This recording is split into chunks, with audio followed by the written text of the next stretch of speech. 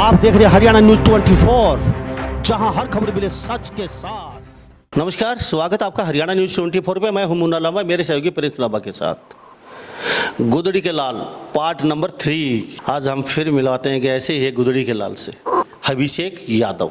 Rank 288, अच्छा खासा rank है इस बच्चे का भी, और खुद सेल्फ डिफेंस सर्विस की, और सर्विस करते करते ही इन्होंने अपनी तैयारी भी की है और कई कठिन परिस्थितियों से गुजरना पड़ा।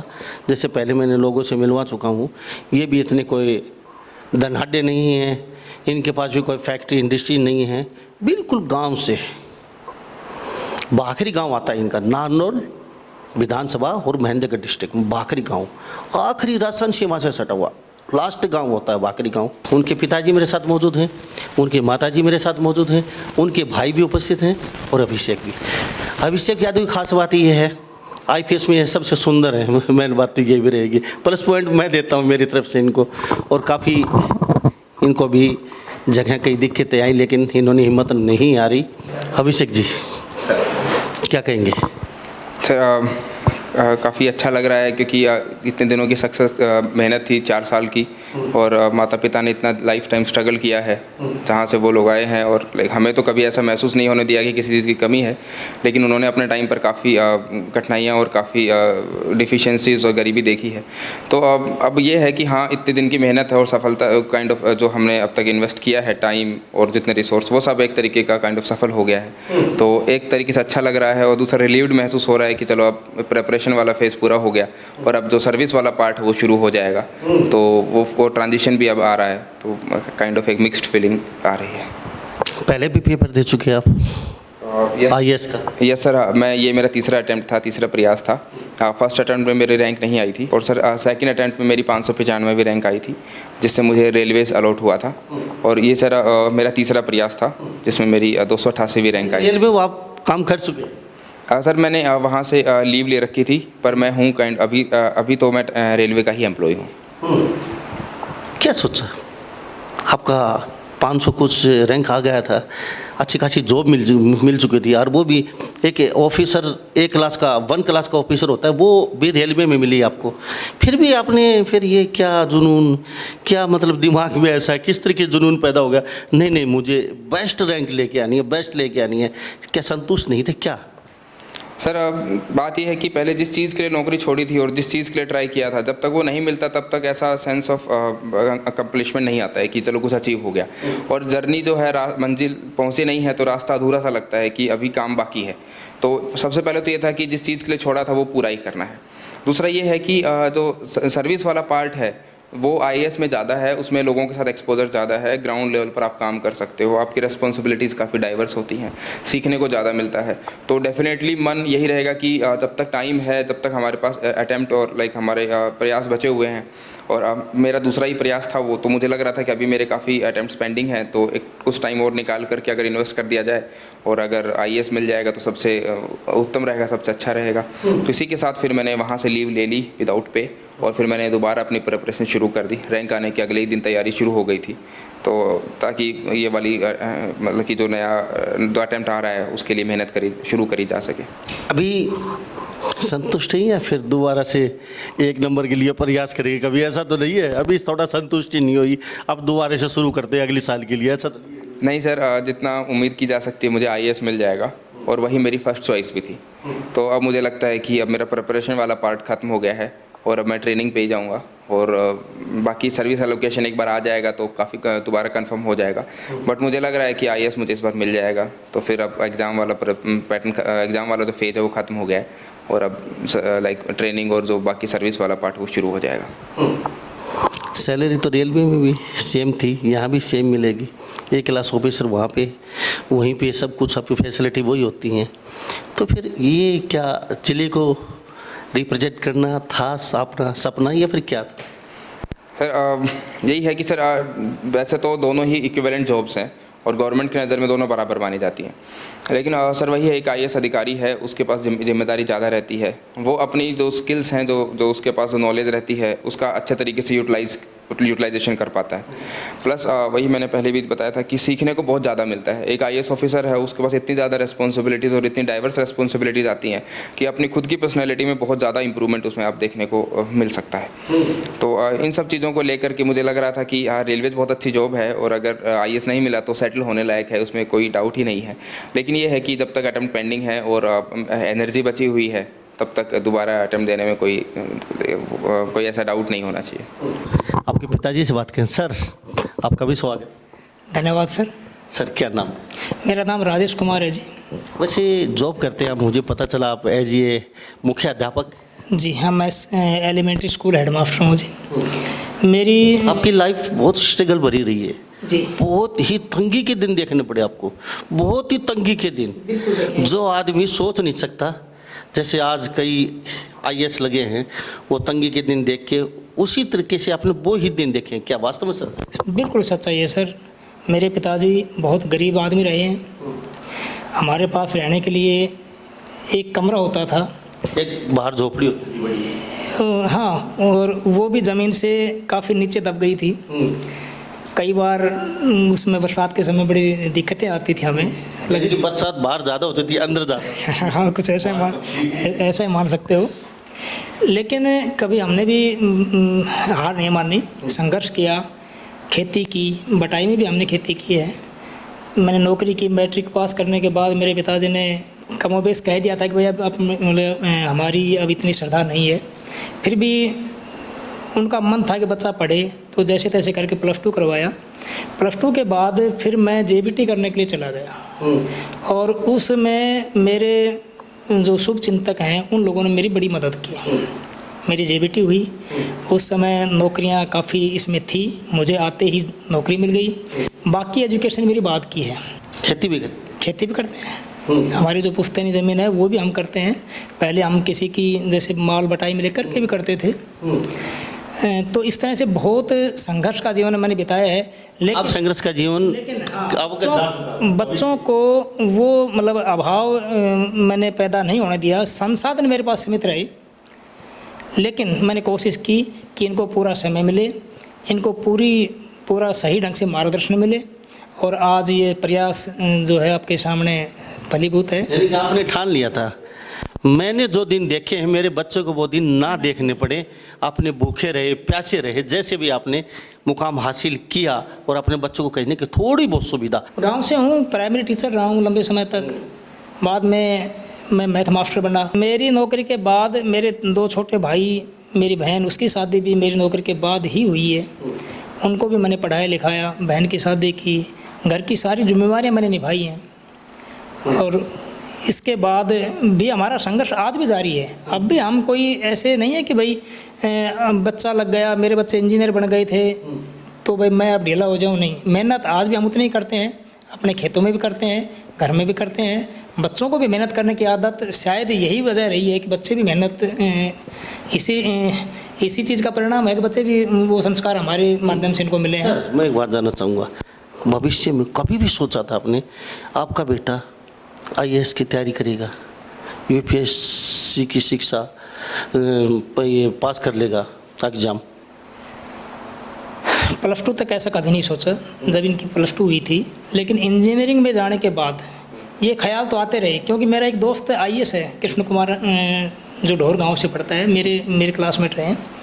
तो उनको जब मैं देखता था तो मुझे लगता था भाई मैं तो कुछ नहीं कर पाया, लेकिन मैं बच्चों को करवा सकता हूँ। लेकिन फिर व्यवस्थाएं देखता तो फिर दिल मेरा रह जाता कि नहीं, शायद हो सकता है कि मैं कहीं असफल हो जाऊँ, तो इनकी जो प्लेसमेंट हो रही है इंजीनियरिंग में कहीं वो भी ना चली जाए। लेकिन बच्चों में ये जज्बा था, इन्होंने कहीं ना कहीं मेरे अंतस की बात पढ़ ली और इन्होंने वो कर दिखाया जो मैं चाहता था। अभिषेक जी, आपसे एक बात जानूंगा, आंखों में आंसू किस चीज़ क्या, थोड़ी थोड़ी हल्की हल्की क्या बात है? पिताजी की बात से भावुक हो गया आपके क्या? हाँ, थोड़ा बहुत ये है कि अब हमने तो वो वाला पार्ट नहीं देखा है, पर डेफिनेटली जैसे पापा की लाइफस्टाइल हमने देखी है और हमें अपने बचपन के दिन याद हैं। तो काफ़ी अभी तो सिचुएशन काफ़ी सुधर गई है। मैं भी जॉब कर चुका हूँ, भाई भी जॉब कर चुका है और पापा की भी सर्विस लंबी हो गई, तो वो दिन चले गए हैं। लेकिन हाँ, पापा को देखते थे आप, पापा इतना स्ट्रगल कर रहे हैं और हमारे लिए कुछ ना कुछ आगे बढ़े बच्चे, तो आप सोचते हैं उस समय? हाँ, ऑफ कोर्स उस टाइम पर ऐसा लगता था कि अब फैसिलिटी के मामले में सबसे ज़्यादा फैसिलिटी हमारे पास ही रहती थी। पापा कपड़े नहीं खरीदेंगे, नए नए सामान नहीं खरीदेंगे, बाइक भी वही एक बाइक सेकंड हैंड खरीदी थी, वही चलाई है 20 साल तक, तो डेफिनेटली है। मोटिवेशन के लिए आप जैसे मध्यम वर्ग, छोटे से गरीब, छोटे से गांव से निकले बच्चे, क्या बेस बनाया आपने? मतलब किस तरीके से आपने, तीसरा टाइम था आपका, आपने अच्छा रंग लेके आया 288, तो क्या बेस बनाया? बेस मतलब क्या रहा आपने, किस पे आपने फोकस रखा, पढ़ाई कितने घंटे की आपने? सर सबसे पहले तो पापा क्योंकि टीचर रहे हैं, तो उन्होंने, जब मैं मेरी बेसिक एजुकेशन चल रही थी 6 to 10th वाली, उसमें उन्होंने काफ़ी फोकस किया था और हमेशा कोशिश की थी कि कंसेप्ट काफ़ी क्लियर रहें। और यूपीएससी के एग्जामिनेशन में आपका एनसीईआरटी वगैरह काफ़ी महत्वपूर्ण मतलब की इंपॉर्टेंस रखती है, तो वहाँ से काफ़ी मुझे बेनिफिट मिला। फिर मेरा ज़्यादा फोकस रहता था कि पढ़ाई में जो सबसे इंपॉर्टेंट जो चीज़ें हैं वो सबसे पहले की जाएँ और पढ़ाई को काफ़ी इंटरेस्टिंग तरीके से कवर किया जाए। ऐसा नहीं होगा कि पढ़ाई बर्डन लग रही है या पढ़ने का मन नहीं कर रहा, तो मेरा फोकस रहता था कि क्वालिटी स्टडी की जाए, घंटों से ज़्यादा फ़र्क नहीं पड़ेगा। तो मैंने लाइब्रेरी ज्वाइन कर रखी थी, तो अब सुबह उठना, खाना वाना खा के टिफ़िन पैक करके लाइब्रेरी जाना और वहाँ शाम तक 10-12 घंटे वहाँ बिताना, शाम को अपना डिनर के लिए घर वापस घर आ जाना। कई चीज़ें लाइब्रेरी में नहीं मिलती, फिर कहाँ क्या क्या? फिर वैसे मैंने फुल टाइम कोचिंग तो नहीं ली, पर दोस्त रहते हैं। या मोबाइल का सहारा, यूट्यूब पे यस सर, हाँ वही है मोबाइल। पत्रिका वगैरह, समाचार, अखबार, न्यूज़पेपर? ये सर एक अखबार लगा रखा था, वो अखबार डेली पढ़ना रहता है क्योंकि जनरल अंडरस्टैंडिंग का एग्जाम है, अगर अखबार नहीं पढ़ेंगे तो कैसे काम चलेगा। तो मोबाइल फ़ोन है, उसमें आप इंटरनेट पे बहुत सारी वीडियोस वगैरह, मैंने बहुत सारी क्लासेस जो फ्री यूट्यूब पे अवेलेबल रहती थी उससे काफ़ी ली है मैंने, तो वहाँ से मिला जुला करके काफ़ी स्पीडली और काफ़ी क्विकली काम हो गया, तो उसका भी बेनिफिट मिला। स्टार्टिंग में कुछ टीचर्स अच्छे मिले हैं जिन्होंने मुझे पर्सनली काफ़ी अच्छे से गाइड किया, उसका भी काफ़ी बेनिफिट रहा है। यानी कि नानोल जाते थे? सर मैं दिल्ली रहता था। अच्छा, तो मैं एक बात और जानना चाहूँगा, आपने ग्रेजुएशन की तो किस चीज़ पे फोकस रखा आपने? जैसे जो ग्रेजुएशन की तो आपका मतलब बेस क्या था, मतलब कौन सी किताबों ज़्यादा फोकस? सर ग्रेजुएशन में तो सर मैंने इलेक्ट्रिकल इंजीनियरिंग करी है, तो उस टाइम तो मेरा फोकस रहता था कि उस टाइम मुझे यूपीएससी में आईएएस बनने का सपना मेरा नहीं था। उस टाइम तक मेरा इंजीनियरिंग सर्विसेज में जाने का था, आईईएस, इंडियन इंजीनियरिंग सर्विसेज। तो मेरा था कि ओवरऑल कोर सब्जेक्ट्स उस पर काफ़ी ज़्यादा मेरा फोकस रहता था। लेकिन बाद में जब मैं कॉलेज से निकला तो मैंने सोचा कि इंजीनियरिंग सर्विसेज की प्रिपरेशन करनी है, इससे अच्छा आप सिविल सर्विसेज की प्रिपरेशन भी की जा सकती है। तो स्टार्टिंग में इतना कॉन्फिडेंस नहीं था, बट फिर कुछ दोस्त थे जो मुझे जॉब के टाइम मिले थे, फिर मैंने इसके बारे में पढ़ा, तो फिर मैंने सोचा कि अब मेरी एनर्जी है वो इंजीनियरिंग से हटा करके और अपना जो सिविल सर्विसेज है इसकी तरफ मोड़नी चाहिए। तो फिर मैंने वहाँ पर इंजीनियरिंग छोड़ दी और वहाँ उसकी किताबें पढ़ना बंद कर दिया और फिर मैंने ज़्यादा फोकस जनरल अंडरस्टैंडिंग वाली किताबों पे शुरू कर दिया। अभी बच्चे देख रहे हैं, बहुत गरीब बच्चे, कईयों का फ़ोन आता है बेचारे, कोई प्रोफेसर है, कोई टीचर की नौकरी कर रहे हैं और उनकी इच्छा है हम कुछ कर सकें, तो आप कर सकते, तो वो क्यों नहीं कर सकते? आप भी कहीं ऊपर से नहीं आए, आप भी कहीं बड़े महानगर में नहीं रह रहे हैं, छोटे से गांव से हैं आप भी, प्रारंभिक शिक्षा आपकी प्रथम पर यहीं से शुरुआत हुई है, गांव से ही, तो फिर मतलब क्या कहेंगे उन लोगों को? अब अभी पूरा भारत, पूरा हरियाणा आपको देख रहा है। सर सबसे पहले तो अपने आप में कॉन्फिडेंस होना चाहिए कि मैं कर लूँगा। ये नहीं होना चाहिए कि आप शुरू तो कर दिया और आपको लग रहा है पता नहीं होगा कि नहीं होगा। मतलब आपको सबसे पहले ये करना चाहिए कि ये 70-80 साल से एग्ज़ाम हो रहा है, हर साल बच्चे निकाल ही रहे हैं, तो आपको सबसे पहले तो इस एग्ज़ाम को थोड़ा सा छोटा करके देखना पड़ेगा, कितना बड़ा नहीं है कि मेरे से बड़ा नहीं है, कि ये एग्ज़ाम मैं कर लूँगा। पहले तो आपका ये कॉन्फिडेंस होना चाहिए। दूसरा आपका स्टेप होना चाहिए कि इस एग्ज़ाम को क्या चाहिए। आपको पता होना चाहिए कि इस एग्ज़ाम की क्या रिक्वायरमेंट है, कितनी नॉलेज चाहिए, कितना स्किल्स चाहिए, कितनी आपको इन्वेस्ट करना पड़ेगा, कितना टाइम आपको देना पड़ेगा। फिर आपको देखना चाहिए कि आप कहाँ स्टैंड कर रहे हैं। ये 3 असेसमेंट अगर आपके हो गए हैं तो आपको पता है आप कहाँ हैं, आपको पता है कहाँ पहुँचना है, फिर आपका एक अच्छा प्लान होना चाहिए। और उसके बाद जो सबसे इंपॉर्टेंट है उस प्लान का एग्जीक्यूशन, वो आपका डिसिप्लिन होना चाहिए। आप ज़्यादा फेसबुक पे, सोशल मीडिया पे टाइम वेस्ट नहीं कर सकते हैं, उसकी लग्जरी नहीं है किसी के पास। बहन जी क्या कहेंगे? मेरा नाम अनिता है सर। क्या कहेंगे? बच्चे ने झंडे गाड़ दिए? यस सर, मैं कम पढ़ी लिखी हूँ सर, 10 ही पढ़ी हुई हूँ। सपना जैसा नहीं लगता आपको? जैसे सपना अभी भी? हाँ, मेरा बहुत बड़ा सपना था जी। अभी सपना नहीं लग रहा? कभी सपना अब भी लग रहा है सर। हाँ, मेरा भी सपना था कि मैं पढ़ लिख के कुछ कर सकूँ, लेकिन मैं नहीं कर सकी क्योंकि मेरी माँ नहीं थी सर बचपन में, और शादी के बाद यहाँ भी कोई ऐसी मतलब मुझे मौका नहीं मिला। लेकिन मैं सोचती थी कि मेरे बच्चे कुछ पढ़ लिख के कुछ बन के दिखाएं। मैं कभी बच्चे को कभी मैं मीडिया में टीवी पे कभी देखती तो मैं सोचती कि कभी मेरे बच्चे भी ऐसे ऐसे आए। तो मैं बच्चों के लिए जो हो सका वो मैं खूब किया है कि मैं सोचती कि मेरे बच्चे पढ़ लिख के अच्छे कामयाब हों। और आप तो बोल रहे कि मूंज की खाट सर, ज़मीन पे सोते थे मेरे बच्चे, छोटे थे, खाट भी नहीं थी घर में। खाट भी नहीं थी घर में, जमीन पे सोते थे। मैंने खाट को भी झूठ बोला है, मुझे पता नहीं था, जमीन पे सोते थे इनके बच्चे। और इनकी माताजी है, और माताजी बोलती है डंके की चोट पे सच्ची बोलती है और कोई बात छुपा के नहीं बोल रही। तो आपकी आंखों में रो क्यों रही है ये बता दीजिए। नहीं सर, आज तो खुशी का आंसू है, खुशी का आंसू है सर। और क्या बस सर। माता जी, एक होता है माँ का एक इतना बड़ा सपना, और एक स्वाभाविक है, अब क्या बोले। अब लेकिन सर, लेकिन मैं कुछ पढ़ लिख के होती तो मुझे इतनी खुशी नहीं होती। तब आज मेरे बच्चे देखो, एक इंजीनियर है, मतलब मैनेजर है, और बड़े वाला आपके सामने है, ये दोनों बच्चे। सर नीचे सोते थे, आपकी आंखों में आंसू। 89 में हमारी शादी हुई थी जी। वो दिन याद दिला दे कि उस समय हम किस दौर में गुजरे हैं। तो वो दिन देख करके सच में दिल बहुत मतलब दुखता है कि भाई हम किस दौर से आए हैं। बहुत संघर्ष करके यहाँ तक की मुकाम हासिल किया है। इसमें आप सब लोगों का सहयोग है सर। अगर ये आज मीडिया की पहुँच नहीं होती, हमें तो पता भी नहीं था। हम जब पढ़ते थे तो हमें ये नहीं पता होता आगे होता क्या है। बहन जी, शादी के बारे में क्या सोचता है? शादी तो करनी है सर। डीसी लेके आऊँ बराबर की। अब जो विधाता ने लिख रखे भाग्य में वही आएगी सर। इच्छा तो नहीं पड़ेगी? नहीं, डीसी लेके ऐसा कुछ नहीं है। इच्छा बढ़ेगी कुछ? नहीं सर, ऐसी कोई बात नहीं है। बच्चों की खुशी में हमारी खुशी है। आप भाई हैं, क्या करते हैं? सर मैं अमेज़ॉन कंपनी में मैनेजर के तौर पे ज्वाइन किया हूँ अभी 20 जुलाई को, रिसेंटली MBA किया है। तो अभी कुछ सोचा है आपने भी? यार भाई निकल गया, आपसे छोटे हैं? मेरे से बड़ा भाई है सर, बड़ा भाई। मुझे लगते हैं आप। वो दाढ़ी बढ़ा रखी शायद इसलिए। अभी आपका कुछ मन कर रहा है क्या, भाई थोड़ा सा मेरे से आगे निकल गया अभी, तो मैं भी सोचूं कुछ तैयारी करूं दोबारा से? सर ऐसा है कि मेरा भाई हमेशा बचपन से पब्लिक डीलिंग में इनमें बहुत अच्छा रहा है। मैं हाउएवर मेरा इंटरेस्ट इन चीज़ों में कम था, तो he is much more suited, मतलब बहुत ज़्यादा सूटेड यही है उस जॉब के लिए। मैं इसमें नहीं जाऊँगा और मेरा इंटरेस्ट भी नहीं है उसमें। पर हालांकि मेरा भाई हमेशा मेरे लिए मोटिवेशन रहा है, मेरा गुरु भी रहा है। मैं जितने भी स्कूल में डाउट थे वो तो भाई ने ही सोल्व किए हैं मेरे, और अभी भी इसके सजेशंस मैं अपने पेरेंट्स के सजेशन से फालतू ही लेता हूँ। तो हाँ, मुझे ऐसा कुछ नहीं है कि मेरा भाई आगे निकला, I am proud of him, बहुत खुशी है मुझे। पर हाँ, मतलब मेरे को इस लाइन में इंटरेस्ट नहीं है। ये मैंने लगभग सभी से पूछा है। ये NCERT का नाम लेते हैं, तो NCERT में ऐसी क्या चीज़ है आपकी? क्या पसंद, लोकल प्रकाशक या फिर आप भी NCERT? सर मैं मिक्स्ड पढ़ने की कोशिश करता हूँ। जैसे हिस्ट्री है और आपका इकोनॉमिक्स है, उसकी कुछ ऐसी NCERT, ज्योग्राफी की NCERT अच्छी हैं। तो 2-3 सब्जेक्ट की NCERT बहुत अच्छी लिखी हुई हैं और वो काफ़ी स्मूथ लैंग्वेज में भी लिख रखी हैं। लेकिन जैसे आपका पॉलिटी है, राज व्यवस्था है, उसकी NCERT इतनी स्ट्रॉन्ग नहीं है। उसके लिए आपको एक कंपाइलेशन भी चाहिए। तो उसके लिए आप एक ऐसे ऑथर की किताब भी पढ़ सकते हैं जिन्होंने स्पेसिफिकली UPSC सिविल सर्विसेज के लिए ही एक किताब लिख रखी है। तो मैं मिक्स्ड करके पढ़ता हूँ। संस्कार अच्छे मिले, पिताजी माताजी बहुत अच्छे संस्कार दिए हैं, आपने बहुत नज़दीक से गरीबी देखी है, नीचे सोए हैं आप। तो रूल बनाते समय क्या ध्यान रखेंगे? क्या नीचे वालों को भूल जाएंगे? ऊपर देख के जैसे अभी रूल बनाते हैं, पीछे हमने देखे जो उन्हें कलम से वो कर दे, लेकिन नीचे नहीं देखे उन लोगों पर क्या बेहतरी होगी जो इनके पास। सर अगर मान लो मेजोरिटी, अगर हम पॉपुलेशन देखें तो वो नीचे तबके की रहती है।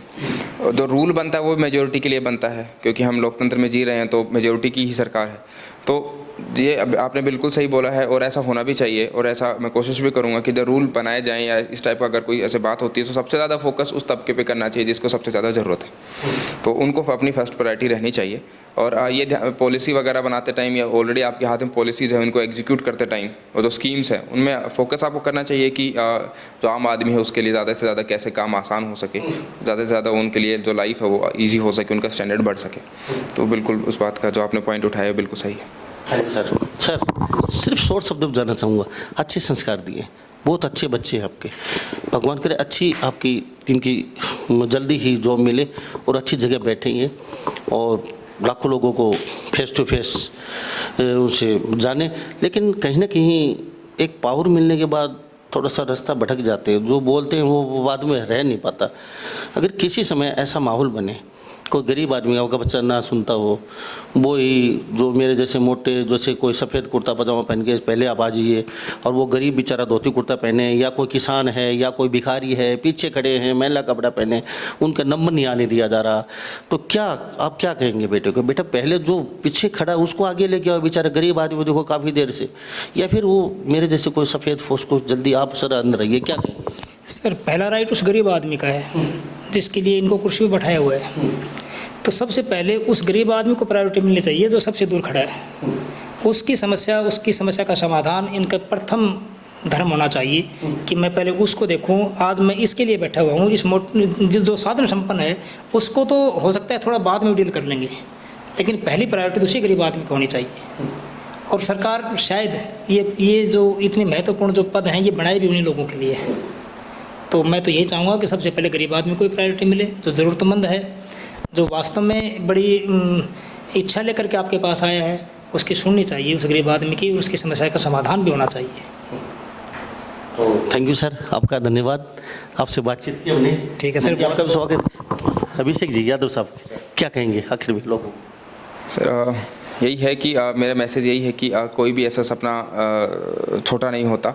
आपको सबसे पहले अपने आप पे कॉन्फिडेंस रहना चाहिए कि मैं ये कर लूँगा, और जो इस एग्ज़ाम के लिए चाहिए वो जिस चीज़ की मेरे में कमी है वो अपनी मेहनत के दम पर पा लूँगा। और दूसरा ये है कि जो मैसेज है मेरे लिए भी और सबके लिए कि ये किसी चीज़ की एंडिंग नहीं है, ये स्टार्टिंग भी है।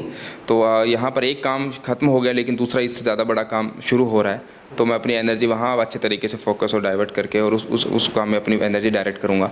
और मुझे लगता है कि मैं काइंड ऑफ देश के लिए कुछ अच्छा कर पाऊँगा, तो उसके लिए मैं कोशिश करूँगा कि हमेशा तैयार रहूँ। एक शॉर्ट शब्दों में जानूँगा, एक आखिरी बात, अच्छी आपकी जॉब होगी सबको पता है, तो क्या आप बराबर की आप डीसी चाहिए जो आपको वाइफ के, फिर घर वाले जैसे लोग अपना जैसे भी घर वाले सोचते हैं? सर अभी इतना सोचा नहीं है इस बारे में।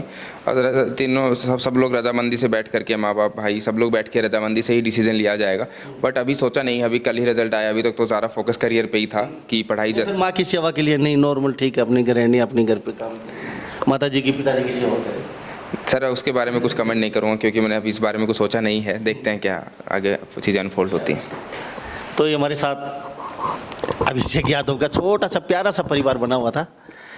तो ये भी गुदड़ी के लाल ही हैं, ज़मीन पे सोए हैं और बहुत गरीब परिवार से यहाँ तक पहुँचे हैं धीरे धीरे। तो अभिषेक यादव ने आपको बताया किस तरीके से यहाँ तक हम पहुँच सकते हैं, हौसला कभी नहीं तोड़ना चाहिए। इनके पिताजी अभी मुख्याध्यापक हैं और माताजी हाउसवाइफ हैं। इनके भाई एक अमेजॉन कंपनी में अभी फ़िलहाल अभी हुआ है ये सब कुछ, ये नहीं है पहले से ही ये। तो आप भी कर सकते हैं, जुनून जोश जज्बा होना चाहिए, बस हौसला होना चाहिए, हौसला कभी टूटना नहीं चाहिए आदमी का। तो इन्हीं सब बातों के साथ मैं मुन्ना लांबा मेरे सहयोगी प्रिंस लांबा के साथ हरियाणा न्यूज़ 24। नमस्कार, जय हिंद। आप देख रहे हैं हरियाणा न्यूज़ 24, जहां हर खबर मिले सच के साथ।